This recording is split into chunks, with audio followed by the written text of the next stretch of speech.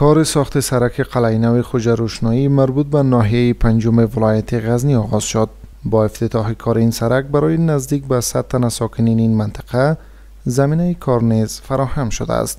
مسئولان میگویند که این سرک به طول 600 متر و عرض 6 متر به هزینه نزدیک به 8 میلیون افغانی با کمک دفتر مشاوره سازمان ملل و همکاری این ریاست ساخته خواهد شد که کار آن در مدت زمان 1 الی 2 ماه به پایان خواهد رسید. دا دی قلعه نو کوم سړک سي پوخ سړک لغه پاخه سړک بعد دا شروع کیږي د رسول آباد تر سړک پورې دا امتداد لري او تقریبا 600 متر د طول لري او 600 متر عرض لري.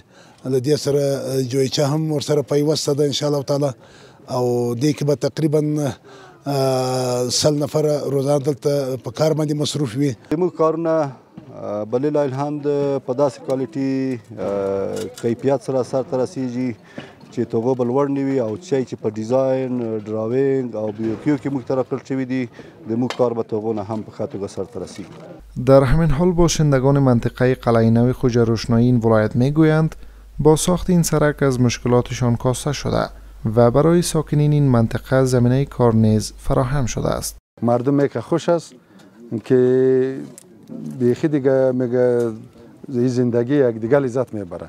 چرا این بیخی تا بال یک حکومت اینمی را پخته نکرده. اینمی اولین است که امارت است اینمی سرک پخته میسازه.